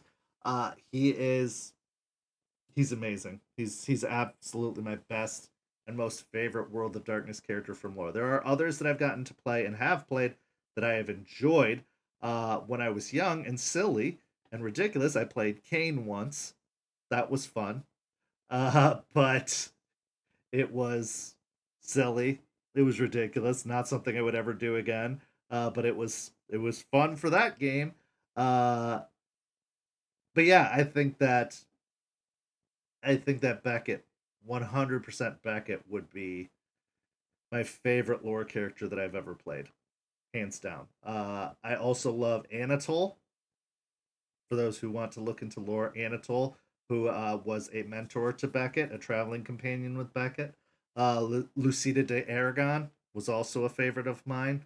I once played a campaign where I was playing the three of them, and they were interacting with the coterie. That was fun. But yeah, Beckett is still far and away my favorite. Great Man asks, outside of St. Pete, which city location would you love to see a book for, and what splat would it be for?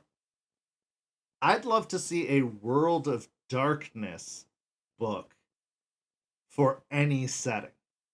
One that covers all of the elements of the World of Darkness in that setting. Right now, my eyes are on Miami. I want Miami so bad, just because I want the story of the Anarch Revolution. I want the characters fleshed out better there because it would benefit our setting. I want Florida's never been touched before, but I would love a World of Darkness book for a setting that details the entire setting in full. Uh, I think that one that I would love would be Paris. I want the full World of Darkness lore book, and not just the Paris by Night that's released only in French, because I have seen that, and as much as I want a translated version of that, that would be great. I want a Paris setting book that details the coming together of the Camarilla, Prince Vian. I want all of that time period outlined, and where it's at now. Where are we now after all of that time? Where have we ended up after all of that time? Take us from Dark Ages. Take us from the Conclave of Thorns all the way till post Gehenna. Like, where are we at now? I would love a Paris book so bad. Because that is basically, that in Chicago are basically the two centers of the cam now, as far as I can tell. And I think that would be fantastic if they just put all the splats into one book. Obviously, they want to sell as many books as they can, but it would be really nice to have it fully outlined of like, here are the werewolves that live nearby. Here are the changelings that affect the area. Here are the mages that have passed through. Here are the vampires that take up residence. All of it, all of it. I want all of it in one book. Or even if they did like a Europe with even it more generalized and not specific settings, like not specifically Paris, but like here is Europe with outlines of the overall, just something like that would be great. But right now my eyes are on Miami, just because it was in fact Atlanta, which Kendall brought up in the chat, would be great too, because that's the next closest major populace, would be a good one. But any of those would be fantastic.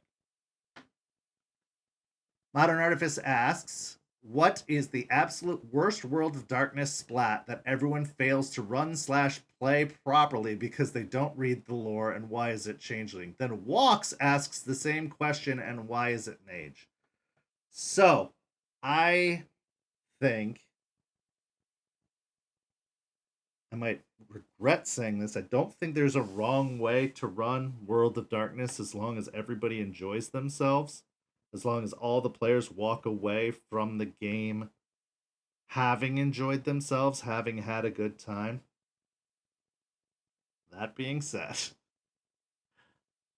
I think that if you are trying to profit off of the World of Darkness, whether it be through a stream, whether it be through a, you know, con gathering thing, if you are trying to teach the game, if you are trying to publicize the game, if you are trying to promote the game in any capacity, I think there is a certain accuracy to the rules that should be maintained. I think there's a certain respect for the setting that should be maintained. The tone of the game should be maintained.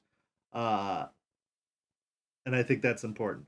As far as the splats are concerned, really, Vampire and Wraith were the only splats I played for a very long time. I dabbled in Werewolf briefly, but I never actually played Mage or Changeling.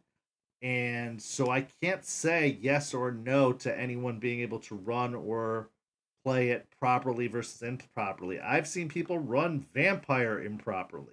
I've seen people run pretty much every splat improperly at one point or another, or in a messy fashion, or in a way that didn't fit what they were going for or the setting. So I've done it. I've run it improperly. So it's, I don't have a statement on that one way or another, but I think that the ones that I could see being the messiest are Mage and Changeling and Mummy and Demon and all that kind of stuff. Um, which World of Darkness splat do you think deserves more love than it gets? Wraith. Wraith, Wraith, Wraith. I hope, beyond hope, that Wraith gets a B5. I would take Wraith over Mage. I would take it over Changeling. I would take it over any other splat left to be released. Wraith has to be released. I'm begging, putting it out there, I'm putting it out into the universe, I'm putting it out to World of Darkness. I'm begging for Wraith because it is such a phenomenal setting. It is such a phenomenal way of breaking down the afterlife and what happens after. And it's a continuation. So if you have Hunter first, that can break into werewolf or vampire, depending on what happens to them. And then when those characters die, they go into Wraith. I think it is a full, comprehensive story in the steps. I think that it is such a cool setting of the afterlife, but how you can still impact the real world. I love Wraith, and I do not think it gets nearly enough love. I see people yelling for Mage, I see people yelling for Changeling. I'm telling you, Wraith is so great, and I really, really hope Wraith comes first. I'd love Wraith to be a bridge between Mage and Werewolf. I think it would totally make sense. Or if Mage is definitely going to come next, please put Wraith out after that. Wraith is fantastic. Let's see here. Magus asks, out of all the World of Darkness books that you've had the chance to read, is there one that's a particular favorite? What makes it stand out in comparison to the hundreds of others? The book that I really found myself loving was the Victorian Age vampire book. We had Dark Ages, we had Masquerade. We didn't really have any other time periods outlined. And it was shocking to me that Victorian Age, which is Bram Stoker's Dracula, so much classic literature, Jack the Ripper, Jekyll and Hyde, so many cool horror stories were told in the Victorian era. And when I heard that book was coming out and when it was released, I bought it immediately. And I bought the London by Night book immediately. I love the way they laid it out. I loved seeing the updated versions of the stories of the different NPCs. I loved the setting, just this whole gaslight, gas lamp, by night storytelling. I loved Victorian era and I loved that book. And I loved that book so much that I had to buy a second copy of that book because I wore through the first book so many times. It is a fantastic setting. I might go back and read Wild West Werewolf just because I'm obviously loving Werewolf as much as I am right now because it's another setting change. But Victorian Age Vampire, that to me is the perfect era to run a vampire game. Masquerade is probably second. Dark Ages is a little bit more rough, but I loved Masquerade, or I loved Victorian Age Vampire. Simon asks, "What piece of old lore do you want to see as a lore sheet?" So I kind of mentioned this, and I'm surprised that it wasn't ever made into a lore sheet. It's the Prophet of Gehenna, Anatole. I think that that should have been a lore sheet, and I don't know why it wasn't. Anything about Anatole, Lucida, even Beckett not having a lore sheet makes absolutely no sense to me because those three characters, Theo Bell got a lore sheet, but Lucida and Beckett and Anatole didn't.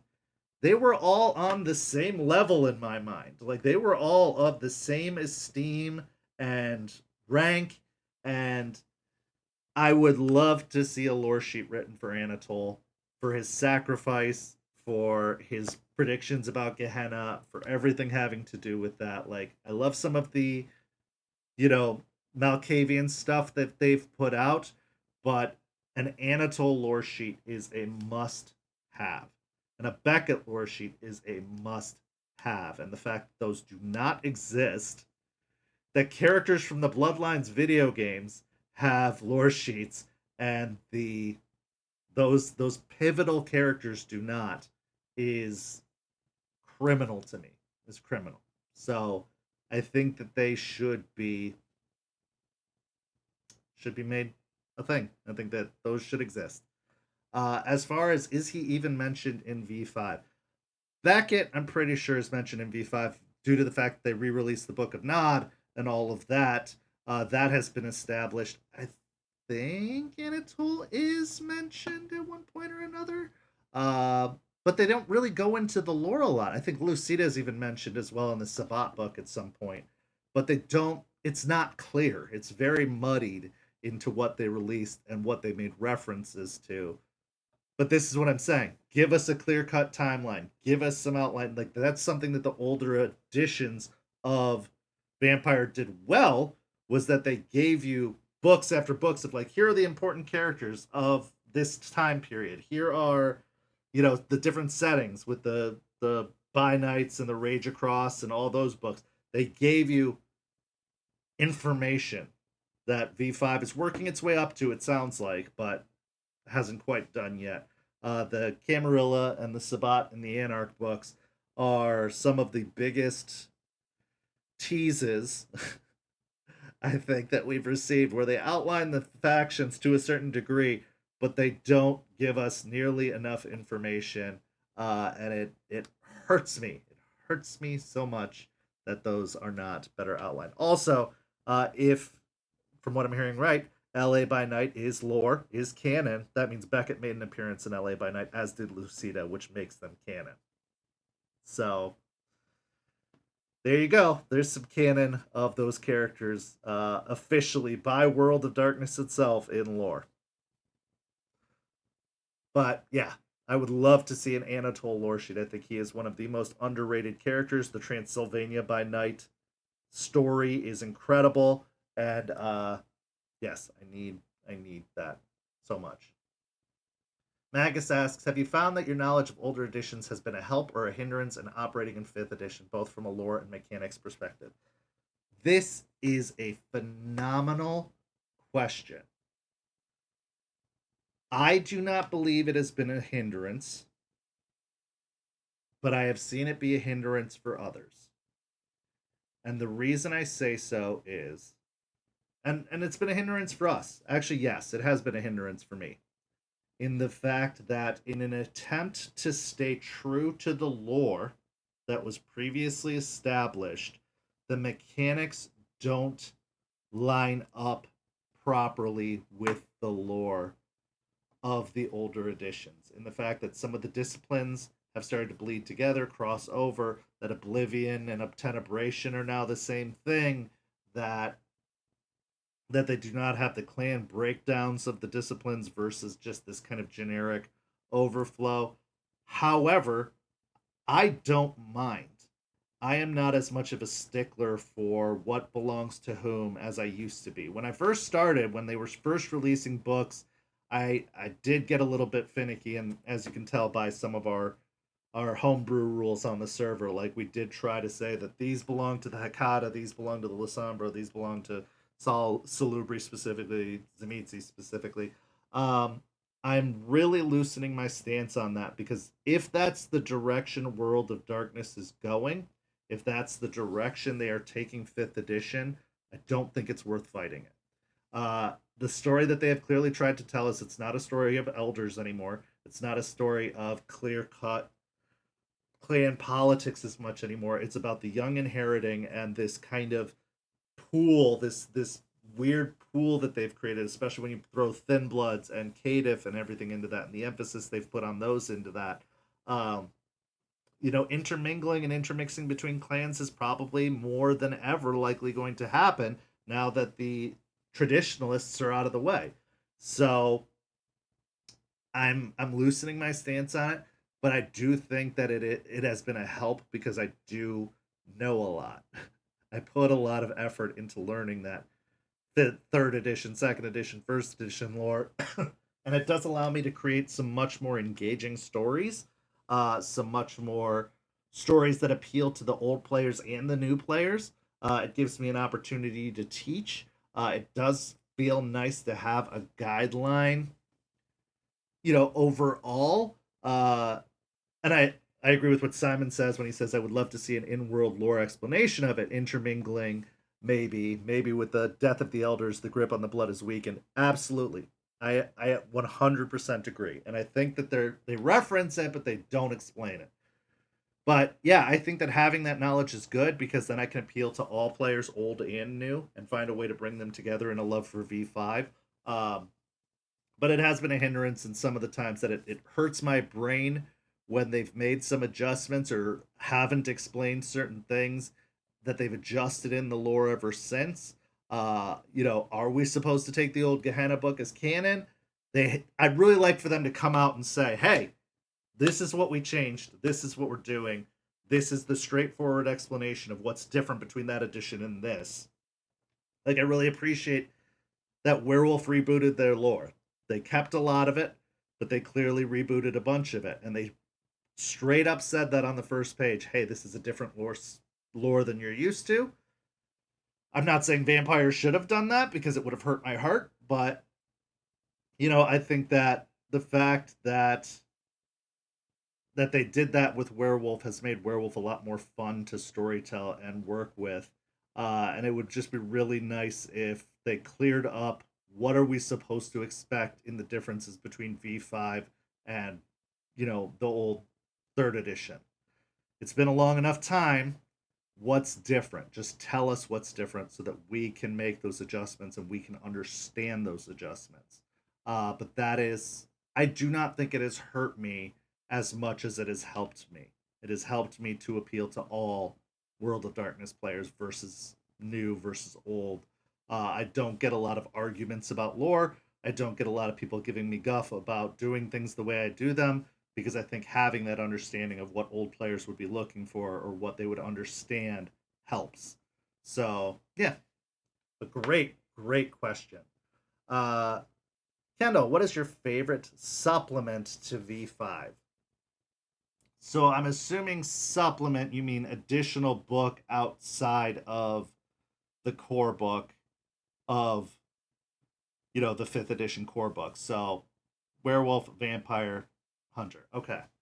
So my favorite supplement that has been released so far is probably Cult of the Blood Gods.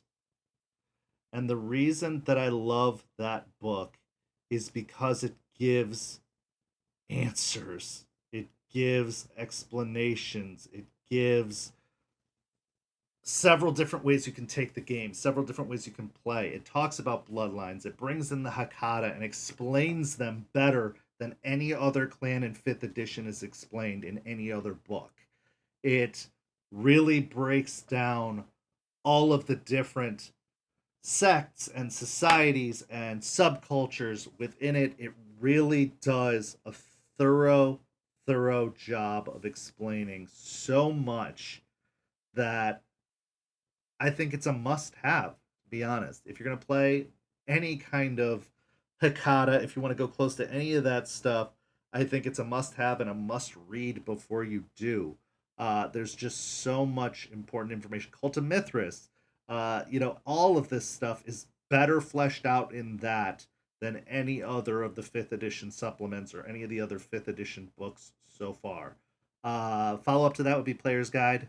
Player's Guide is really good because it finally puts all of the pieces together. It takes all of the stuff they did in Chicago and Cult of the Blood Gods and any of that, and it puts it into one book that is easy to digest and a quick reference, so that you don't have to hunt down the ministry information in the Anarchs book. You don't have to hunt down the Banu Hakim information in the Camarilla book. It's all in one place. So that is a must-have as well. If you're gonna get two books, get the core book and the player's guide, just because it's all in one place. It should all be in one book, but fine. That's the way they did it. I'm fine with that. The book that I felt was not as great as it could have been was Blood Sigils. I think they had an opportunity with Blood Sigils that they didn't quite capitalize on. It's fine. It's good. It's some cool extra abilities for blood sorcery and for thin blood alchemy and stuff like that. But I felt like it was a missed opportunity and was overhyped and under delivered. Um, but if that's the direction they're going, who am I to say? I put my own expectations on it, but I do think it under delivered, for what it could have been, and maybe that's coming from an older mindset of like the different paths that were available to Tremere and everything like that, and whether they were going to bring in Levin bolts and whether they were going to bring in movement of the mind and everything like that. And I just felt like for as long as we waited for it, for as long as they told us it was coming and they had pre-orders and all this other stuff, it really under delivered in my mind. And yeah, so, but Cult of the Blood Gods and Player's Guide, solid books. uh what is your favorite canon SPC from V5 and your favorite SPC from previous editions? My favorite canon SPC from V5.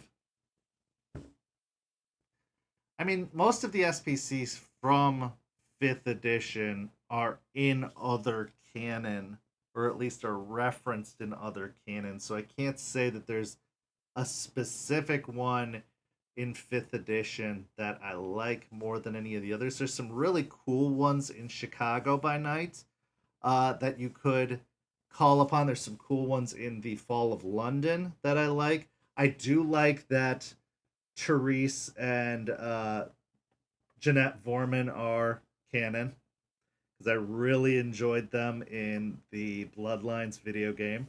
So I do think it's cool that they made them canon and that they gave them a lore sheet and that they brought them into the game. That is super cool because I'm stan for Malkavians, so very cool that they did that.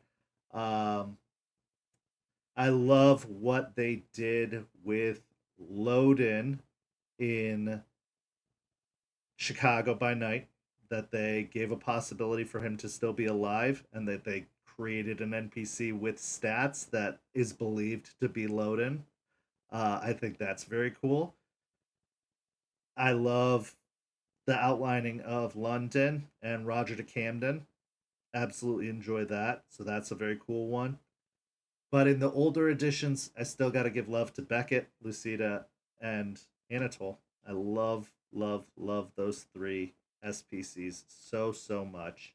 And I'd love. Oh, but another one I'm going to mention is Marcus Vitel from the old canon. I love Marcus Vitel as the underground La Sombra posing as a Ventrue that became Prince of Washington, D.C. Love that NPC.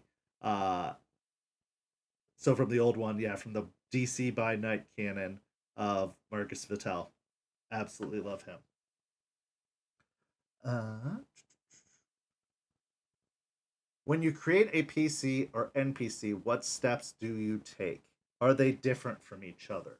Every SPC I come to with the purpose of what are they meant to serve in the story? What purpose do they have in the story? What is the vibe I want them to give off? What is the mood that they should bring to the table? What are they doing to serve the story? I don't usually start with a personality trait, or I don't start with a specific picture in my head of what they look like or how they act. I start with what is their purpose. So, for example, in Rage Across Tampa, I wanted an NPC to represent Hirano, the depths of Hirano, and another NPC to represent the depths of Hoglosk. And then, with that in mind, I started tailoring the details of those SPCs based off of the moods that they were meant to represent. So Hirano, I think of depression, I think of somebody who's given up. That's what Eliza came in to be. Somebody in Hoglosk, somebody who is fully fueled by rage. That is what Ryder came to be. In St. Pete, in the original lore, I knew I wanted a strong prince that was everything that the Tampa prince wasn't.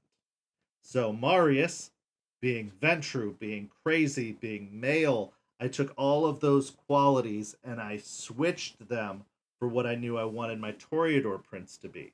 Could have gone with a Toreador prince male, but I decided to go female. I decided to go young. I decided to go religious. I decided to do a lot of elements, and some of those elements didn't even really get fully fleshed out until they were already in play and the game was already running. But I knew that I wanted the Toreador Prince of St. Pete to be everything that the Ventrue Prince of Tampa wasn't. And so, having started with those two characters, the rest of it kind of fell into place. I also knew with Eights who I wanted Eights to be from the moment I created Eights. I knew what his identity was, I knew what historic figure he was from the moment I created him. And then I tailored it of how would this person act given this situation and this, everything that's happened, and then it all fell into place from there. So I usually start out with like what purpose are they serving? I wanted an intimidating, scary, could be anywhere sheriff. Eights came into being from that. I wanted a prince that was distractingly beautiful but was dangerous, and had this strange dream and vision that was Isabel, and it all started from there. So I thought about how they were going to affect the story and then built backwards from that. But it is different. It really is different because sometimes I get an idea for an NPC in the moment in an interaction, and that's when they come into play. So they're not even really fully fleshed out. Some of them are just straight up improvised on the spot. Which sounds Burnham asks, which sounds more interesting, a post Gehenna game or an Enoch based game? As much as I would love to say an Enoch based game, because it would give us answers and it would give us details, I think it would have to be a post Gehenna game. telling us where we stand after it's over, telling us what actually happens. What is Gehenna? Because I've heard it said that it is a, oh, well, Gehenna hasn't, this isn't the first time Gehenna's happened. It goes around and it's like a cyclical thing where Gehenna's going to happen and then it's going to all start over again or whatever. I'd love a very clear cut definition of what Gehenna is and what would be left afterwards. Would there be vampires afterwards? Or is fifth edition what a post Gehenna world looks like? What happened for Gehenna to have happened? I think having all of that outlined would be very, very cool. I think that a Enoch based game, I've seen enough people try to run antediluvian games where, oh, you are playing the antediluvians or you're playing the generation after the antediluvians. I've seen that run too many times and it never turns out well. It's never good. So I think that I would rather they give us a supplement that details Enoch and tells us what happened and tells us for sure what the interactions between the antediluvians were, what the city atmosphere was like, instead of a lot of just like mythos and contradiction. But I think that an actual game being played would be better in a post Gehenna environment, in my mind. Krazaz asks, how would you imagine the world of darkness 100 years from now? So Maeve actually asked the question was, what do you think of the world of future darkness supplements for older editions of ETL? So I'm going to combine those questions together because it is kind of on the same vein. So when I think about 100 years from now, obviously looking at where we're at now, even when they wrote Vampire the Masquerade, they could not have probably fully predicted where we'd be at by this time. As you can tell with the World of Future Darkness supplement, which for those who don't know, was an article out of a magazine. It was kind of a supplement that was put in one of the White Wolf magazines, and you can find it online. Just look up World of Future Darkness. It was a cyberpunk vampire setting, basically, where they tried to define what a cyberpunk vampire setting would look like. I think that they went a little extreme with it. They went a little too far with it in the World of Future Darkness supplement, to the point that they have like all these implants and it felt very shadow, what's it called? Someone's going to tell me in the chat. Yeah, they wanted Blade Runner. Shadowrun, thank you. It was very Shadowrun vampire, which is fine, but it just seemed a little bit extreme. I think that 100 years from now, it'll definitely be the time of the Thin Bloods. I think it will be that the full-fledged vampires are the endangered species at that point. And I think that it would be very interesting to see a game where Thin Bloods have all but taken over and they basically blended in with mortal society, and that the full blood vampires will be the strange, kind of unusual, rare sighting that pop up, because I think there will be always those who pursue power. There will be always those that still hold on. But I think it'd be fun. Yeah, I think that that's how I would imagine the world of darkness 100 years from now. I don't know what I would do with the other supplements, honestly. Mage, werewolf, wraith, anything like that.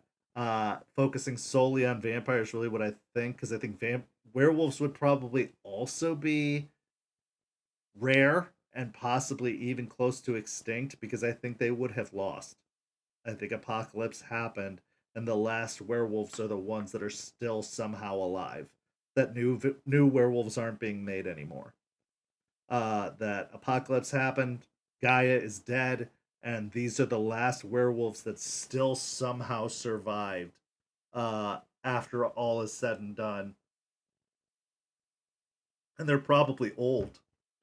They're probably old werewolves. Not, they'd be all SPCs by then. I do not think you could run a werewolf game in a future, possibly even 100 years after Gaia died. They would just be SPCs, and they'd be very, very few and far between and rare. Mage, I think, would be huge 100 years because technocracy rules supreme in 100 years from now. They are in control of everything. They are the superpower. It's not the cam. It's not the Sabat. It's nothing like that. It's the technocracy is the superpower in a 100 year from now game, if that were the setting you were going for. But that's in answer to those. And then finally, I'm going to try to wrap up these last few questions. This last section, which is the revamp. Leisha, how does the current iteration compare to your original vision? Is there anything you'd like to change? This is, I think, what I was going for in the original iteration. When I said I wanted a West Marches campaign, I think this is what I was looking for. Multiple different tables, multiple different stories, all running at the same time, people playing when they can play on their own schedule. So I think this is the change I was looking for. What I'd like to see more of is more intertable interactions, more open RP taking an advantage of. I think people got really scared off of open RP, and I want to see that change. I want to see people interacting more. I want to see the world more filled because the overall vibe of the first iteration is what I wanted, but the execution of the second iteration, the execution of the revamp laid over the vibe of the first iteration because the interactivity of the first iteration was awesome, and I don't want to see that go away. I liked it. I liked it the way it was. I liked the way that the world felt lived in and full, and I'd like to see more of that. But the way the second iteration is running is so much better and more reasonable than the first iteration. Since you seem to be enjoying Rage Across Tampa stuff thoroughly, when do you foresee additional werewolf tables being added? This comes from Magus. So I am wrapping up my vampire table that I'm currently running at the end of May. I am planning on starting the second werewolf table near the end of June. However, it is going to be a very selective process. I am taking the werewolf setting very delicately and not rushing headlong into just opening the floodgates to all the werewolf players out there. I'm also being very strict about who I let storytell werewolf. I am going to be putting anybody who wants to be a werewolf storyteller through a very, very thorough process of vetting, of making sure that they understand the rules, of, I'm going to be very, very strict about the tables that I let into werewolf because werewolf is a very physically overpowering system. And with the wrong players, the setting could be very dramatically and drastically affected by how they play werewolf. And I'm clearly going for a very specific vibe, a very specific story, as you can tell with Rage Across Tampa. So I don't want to stray from that. I don't want to lose that. And with Vampire, it's developed as far as it has. Werewolf or Vamp Hunter, I really had to stay hands off with just because I had my hands full when it was developing. And I think Cole's been doing a fantastic job with it. But Werewolf is my baby, and I take a lot of pride and a lot of love in it. And so I'm going to be very strict about it. But I'm looking to bring in the second table in late June, if that answers any questions. And then eventually more storytellers and more tables will pop up eventually after that. But as far as timeline, end of June will be when I'll be pulling together the second table for Werewolf. Tekkaman asks if Mage is the next splat, how soon will we be seeing tables open for everyone to join? Ask me when I have a date, and ask me when I have the book in my hand, because everything else is hypothetical. It will probably be around the same timeline as it took us to start off Werewolf after the Werewolf book was released. I need to make sure I read it. I need to make sure it's understood. I need to make sure whoever's running it reads it and understands it. And I need to see how it will affect the overall setting of St. Pete by Night, if we're even going to allow it. So when I have a date, when I have the book in my hands, I can give you a better idea. But as of right now, no clue. No clue at all. Nabbers, will there be any other hunter only RP events like the ones, open RP events like the vampires have? There could be. I know that once upon a time we had a scheduled hunter event, but it had to be canceled because of real life. Players can't, and this is a very important note I want to make. Players can host open RP events. It does not have to just be storyteller based. So if players want to run an open RP event, they can do so as long as they have a mod present. And if they are planning on, or if they are hoping for any, roles or anything like that to be done, they need to have a storyteller present. But players can plan events. We have never stopped people from doing that. So if the hunters want to create, a cross hunter event, they can. They just need to ask for Cole or a mod or somebody to be there to oversee to make sure that the rules are being followed. But yeah, we're not meaning to not have hunter only events. That is just up to availability, up to who's running it, up to the players. I mean, we haven't even had a lot of vampire open RP events, and the ones we have been usually mod or player organized. So that is the answer for that. Magus asks, aside from OpenRP, are there any intentions of allowing tables to comprise of multiple splats? Over my dead body. that's that's the real answer. I could see cross table play between splats. I could see hunters and vampires crossing paths, or werewolves, or whatever the case may be. But I am not going to do a Scooby Gang.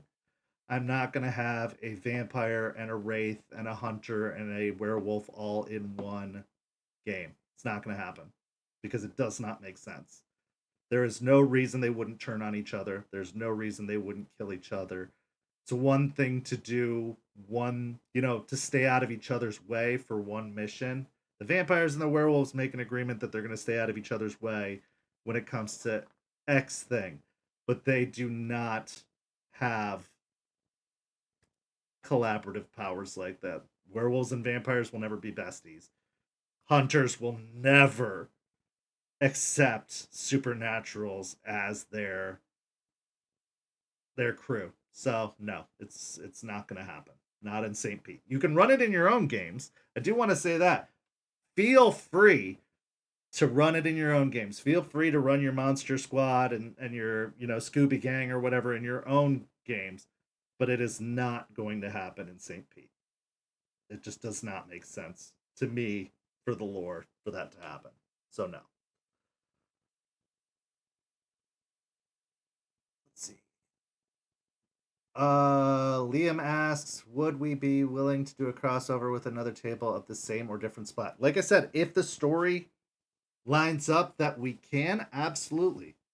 Whether they are opposing, whether they're just working on the same thing from different angles, I'm all for it. It's just a matter of getting the storytellers on the same page, making sure that the plot line is very thoroughly detailed, that there's not a lot of cross conflicting information, and that there's a lot of communication happening. And right now, we are solid where we're at, but there's still a lot of stumbles that we're learning about in the revamp, and still a lot of things that we are trying to iron out, with tables having to be canceled or rescheduled, losing players, all that kind of stuff. So until we have the steady stability of getting what we want done now done, for example, not having to take breaks from the streams, that the episodes are turned in, that everything is running smoothly like a well-oiled machine, I would say no, that there aren't any plans currently for that, but I'd love to in the future find one.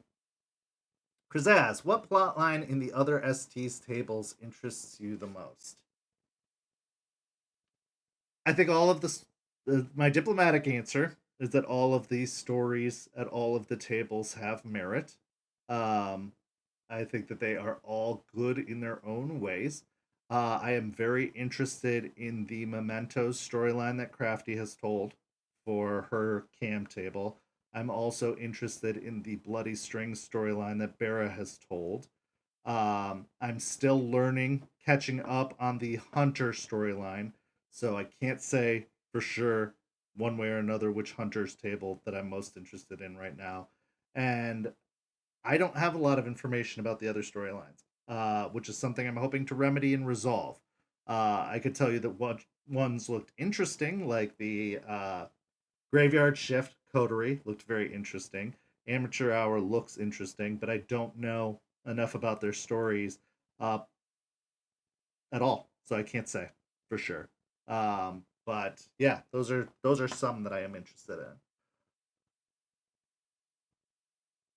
Magus, do you foresee any future Splat books being hard to incorporate in the current St. Pete game structures?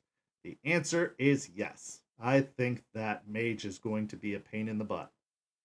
Depending on how it's released, depending on how they balance it, if they balance it, I think it is going to be a pain in the butt. I think it's going to be a huge pain. Werewolf was not as hard as I thought it would be, which gives me hope for Mage. But right now, I think Mage is going to be the biggest pain in the butt to incorporate into the setting of St. Pete.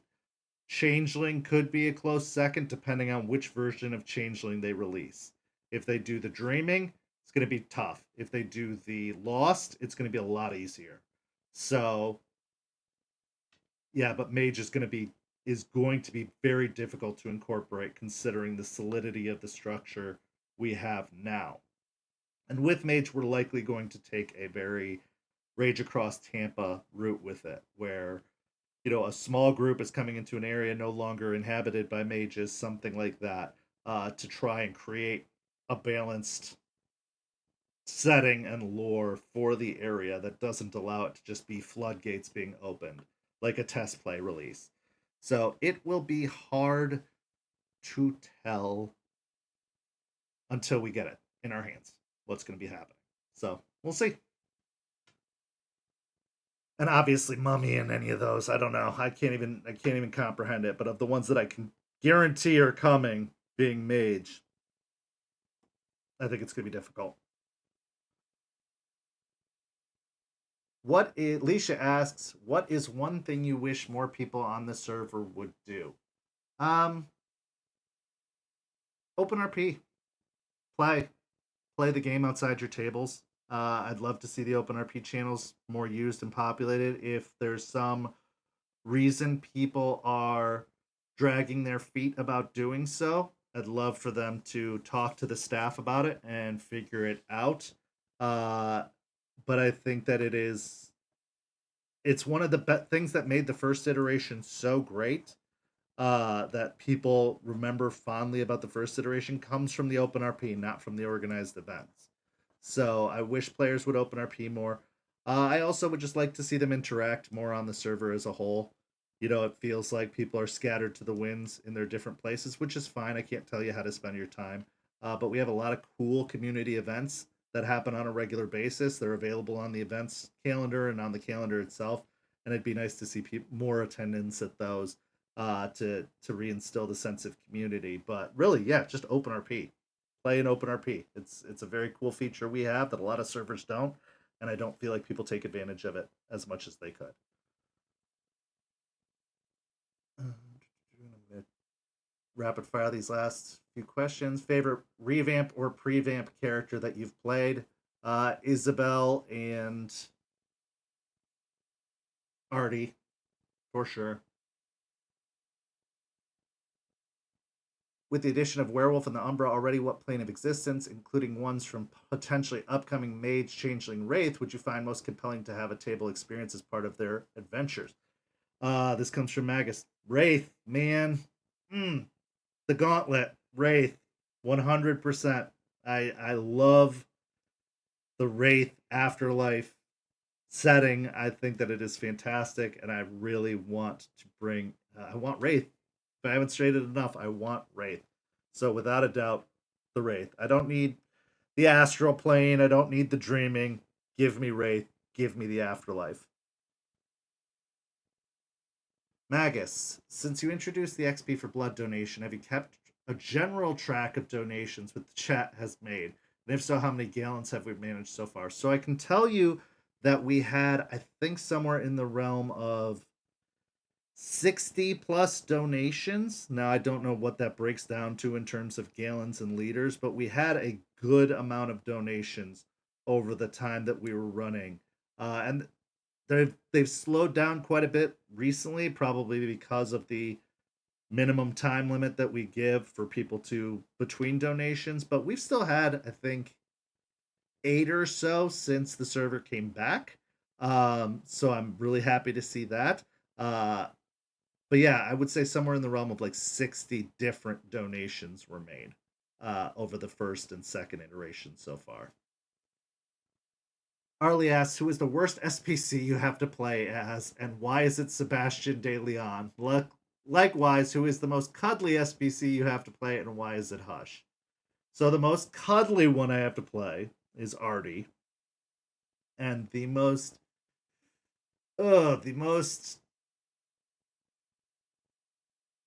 worst SPC that I have to play as is Sebastian or Bloody Mary.